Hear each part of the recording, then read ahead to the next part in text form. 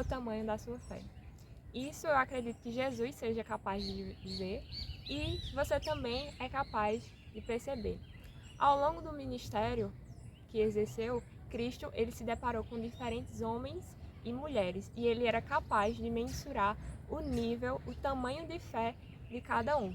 E o que mais me impressiona é que os maiores níveis de fé que ele encontrou não estava dentre o seu próprio povo. Isso é um tapa na cara de muitos cristãos, porque nós que somos conhecedores da palavra, conhecemos e temos relacionamento com Deus, os maiores níveis, os tamanhos de fé deveriam ser encontrados em nós. E Jesus diz que se nós tivermos uma fé do tamanho de um grão de mostarda, nós somos capazes de olhar para um monte, para uma montanha e dizer, saia daqui e vá para lá. Isso está lá em Mateus, capítulo 17, versículo 20. E muitas pessoas acreditam que Jesus quer de você apenas uma fé pequena. Mas se nós pararmos para analisar, um grão de mostarda, mesmo sendo um grão minúsculo, inclusive eu aconselho você olhar, pesquisar na internet, é um grão que, quando plantado, ele cresce e se torna uma árvore enorme e robusta. Então, certamente Cristo quer de nós uma fé que se desenvolva, uma fé que cresça, uma fé perfeita, praticamente, porque você chegar ao ponto de olhar para uma montanha, para um monte e ordenar que ele saia de um lado e vá para outro, você acreditar que não existem impossíveis. E nessa série nós vamos tratar sobre o tema fé. Ao longo dela, nós vamos ver os exemplos que Jesus nos trouxe dos diferentes níveis de fé ao se deparar com diversos tipos de pessoas em situações diferentes, e isso vai te ajudar a perceber em que nível de fé você se encontra e pedir a Cristo, ao Espírito Santo, que ele te auxilie para desenvolver-se em fé, com fé e na fé ainda mais. E ao final, nós olharmos para todos esses exemplos e definirmos o conceito de fé. E a história de hoje ela se encontra lá em Marcos, capítulo 17. A história ela conta a cura de um jovem possesso. Jesus estava ali cercado por uma multidão e o pai de um jovem o levou até ele. E ao encontrar Jesus, ele disse que aquele jovem, ele estava possesso por um demônio e os discípulos, eles não conseguiram expulsá-los. Então, a partir disso, ele diz lá no versículo 21. Perguntou Jesus ao pai do menino, há quanto tempo isto lhe sucede? Desde a infância, respondeu. E muitas vezes o tem lançado no fogo e na água para o matar. Mas, se tu podes alguma coisa, tem compaixão de nós e ajuda-nos. Ao que lhe respondeu Jesus, se podes, tudo é possível ao que crê. Imediatamente o pai do menino exclamou, com lágrimas, eu creio, ajuda-me na minha falta de fé. Imagine a frustração do pai daquele jovem que levou o seu filho para os discípulos e eles não conseguiram realizar o milagre que ele tanto esperava. Até porque os discípulos, eles eram seguidores de Cristo, estavam debaixo da autoridade do mestre. Então, certamente, eles tinham poder para curar, para expulsar aquele demônio. Embora Jesus ele tenha dito posteriormente que aquele demônio somente poderia ser retirado com jejum e oração, o foco aqui é na fé do pai do menino. E quando ele foi até Jesus, ele relatou a situação e não apenas isso, mas quando ele estava diante daquele que tinha todo o poder e toda a autoridade, ele disse, se podes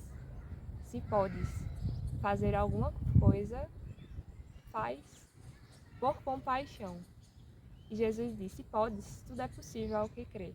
E ele disse que cria e pedia que Jesus o auxiliasse na pequena fé. E não só isso, ele estava em lágrimas. Certamente ele estava desesperado.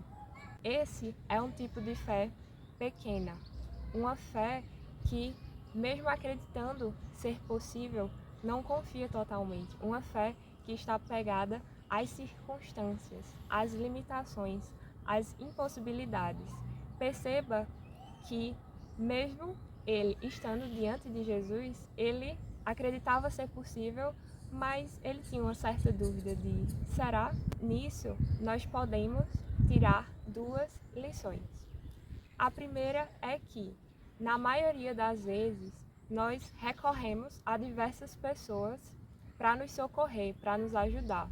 E não que isso seja errado, mas diante das circunstâncias impossibilitantes e das limitações, nós recorremos ao homem e deixamos Jesus por último. Deixamos ele para o final. E não é isso que ele quer. Eu me lembro de uma situação que aconteceu comigo que, de fato, só Jesus ele poderia dar a última palavra e intervir. E conversando com algumas pouquíssimas pessoas, elas olhavam e diziam algo como se não tivesse jeito e que eu deveria me contentar. E aquilo bastava. E eu conversava com um e conversava com outro, mesma história.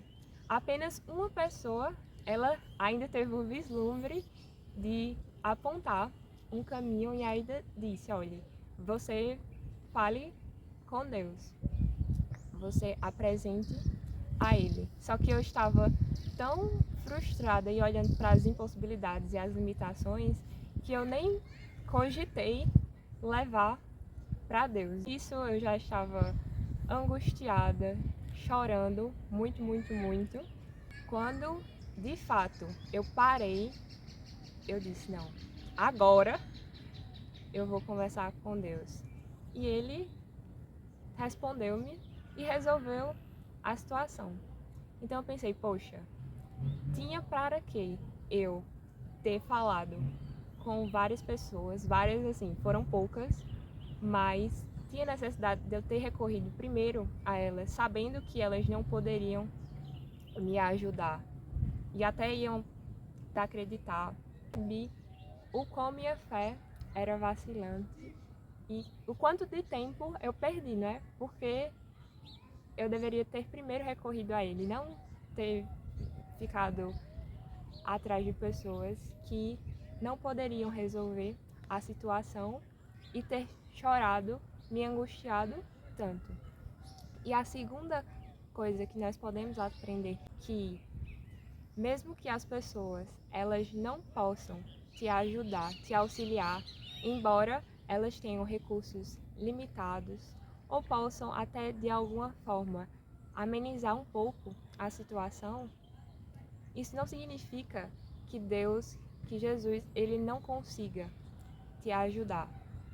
Veja que mesmo que aquele homem acreditasse, ele não confiava totalmente, porque ele, será que pode? Será que vai? Os discípulos eles não conseguiram, mas se os discípulos não conseguiram, eles estavam debaixo da autoridade de Jesus. Será que o próprio Jesus vai poder fazer alguma coisa? Nós precisamos parar de olhar para Deus com as nossas fraquezas, com a nossa debilidade humana e com nossa impossibilidade, porque tudo é possível ao que crer.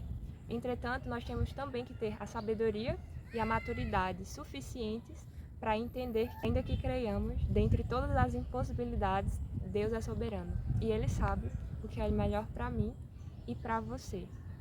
Que saibamos hoje que crer não é somente acreditar, mas é confiar, porque a confiança é saber, é entender que algo ou alguém não vai falhar, não pode falhar.